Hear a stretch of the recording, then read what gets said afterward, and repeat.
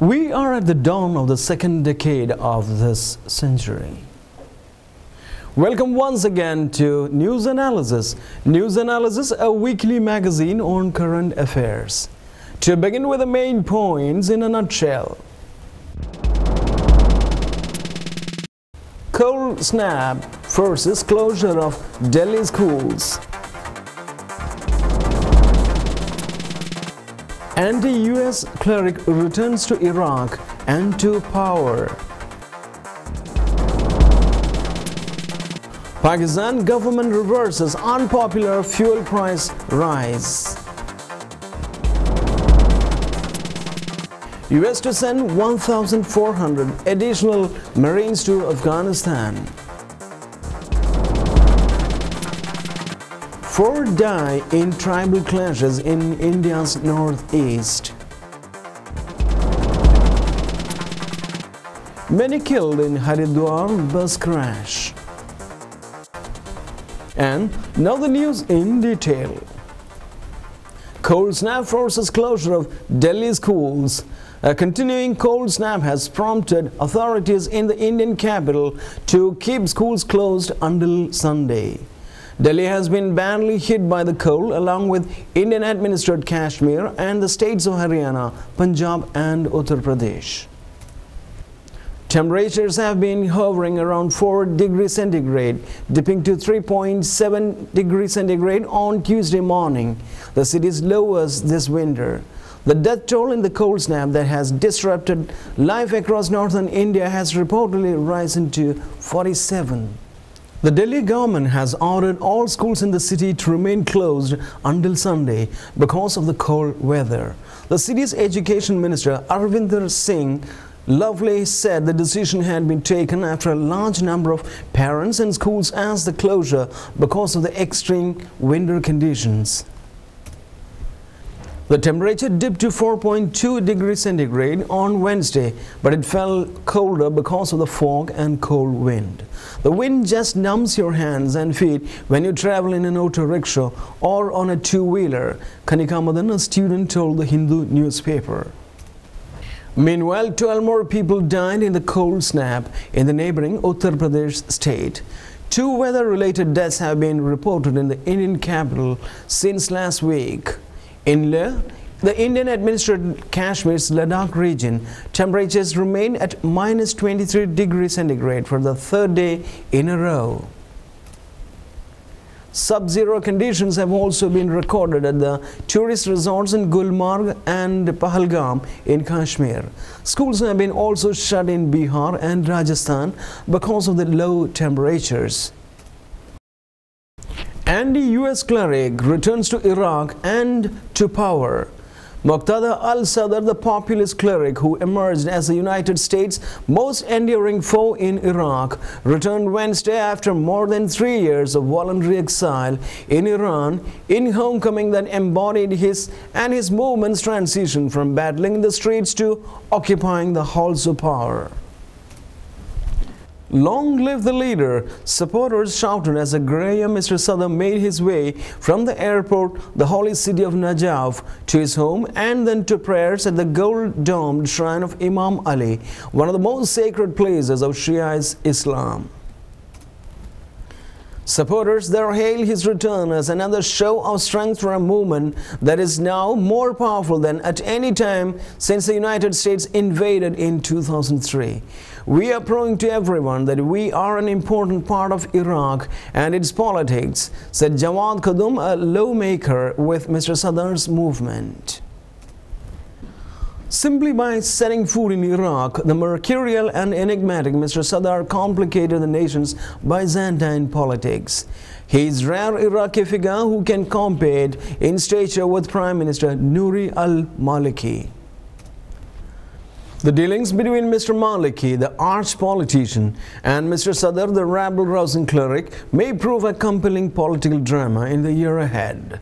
Mr. Sadr's return certainly adds another challenge for the United States, given its fear of his movement's influence and its steadfast opposition to American policies. Symbolically, at least, his arrival serves as a resonant climax to the resurgence of a movement whose demise has been forecast as often as rain in Iraq's winter. Claiming the legacy of Sadr's revered father, Ayatollah Muhammad Sadiq al-Sadr, who was assassinated in 1999, the groups forged a martial culture and became one of the most implacable enemies of American occupation, fighting the United States military twice in 2004. About Pakistan, you see, at least this is what I say in my book, is that in many ways both democratic, or I prefer to say civilian governments, and military governments have both failed to develop the country, have both failed to create a more just and equitable system. I mean, the most successful... Pakistan government reverses unpopular fuel price rise. Pakistan's government has rolled back a recent fuel price rise in an apparent concession to the opposition after losing its majority in parliament. The 9% rise in the price of petrol and kerosene was described as unbearable by the Muttahida Qawami movement, MQM, when it quit the government on Sunday. Prime Minister Yusuf Raza Gilani was later told by the opposition to reverse the rise or face a confidence vote. He is struggling to push through tough economic policies demanded by the IMF.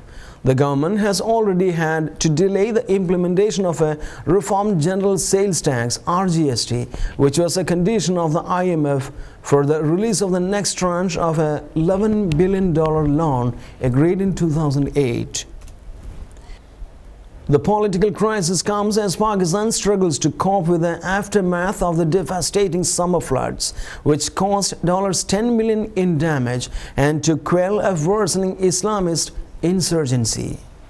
On Tuesday, the governor of Punjab province, Salman Taseer, was assassinated while in Islamabad. His bodyguard is said to have confessed to killing Mr. Taseer because of his opposition to blasphemy laws. In a speech to the National Assembly on Thursday, Mr. Gilani said fuel prices would be restored to the levels they were on 31st December. All the political leadership has agreed that fuel prices should be reversed. He added it was a difficult task, an impossible one, but your consultation and consensus made it possible.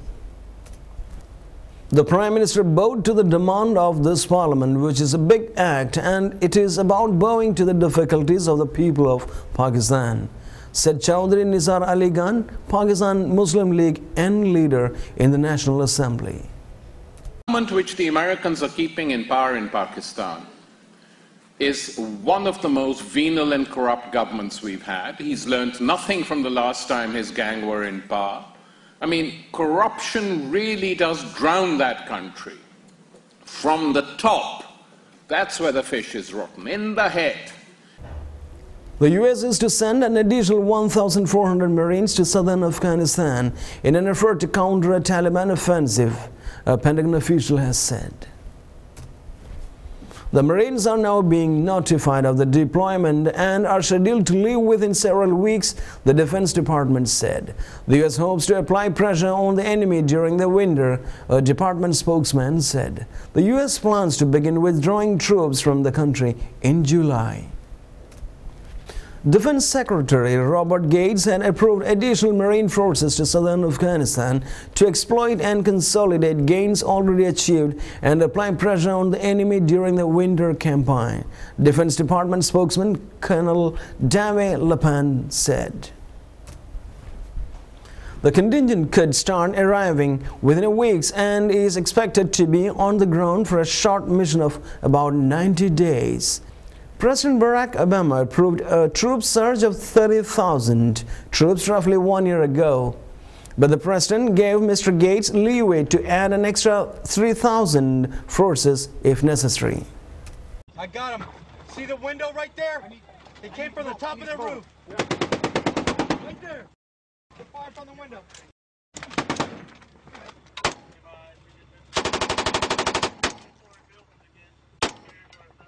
That one window.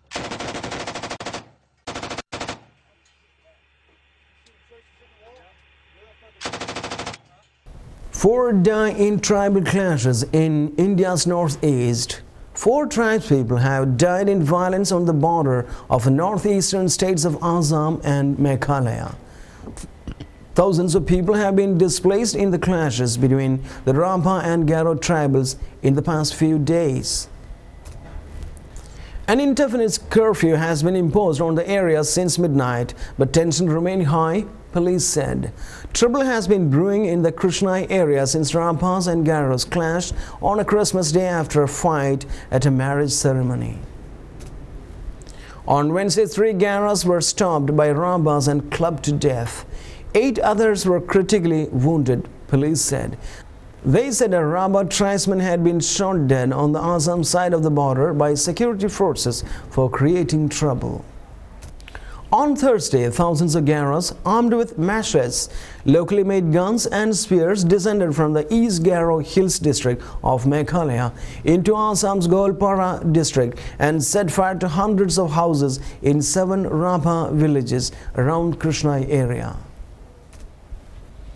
It's not yet clear whether there were any casualties, but thousands of Rabhas have fled the village and taken shelter in makeshift camps set up by the administration. Meghalaya Chief Minister Mukul Sangma and Assam Chief Minister Tarun Gogoi have both appealed for peace, and hundreds of armed policemen and border guards have been sent to the area. Faction also, including NDA force. And as you know, the most of the insurgency group, they have come forward for negotiations, except the Alpha and these what you call NDF anti-factions group. And we are appealing them also to come forward so that negotiation. Many killed in bus crash near Haridwar. At least 22 people were killed and 24 others injured when a bus carrying holidaymakers plunged into a gorge in northern India, police say.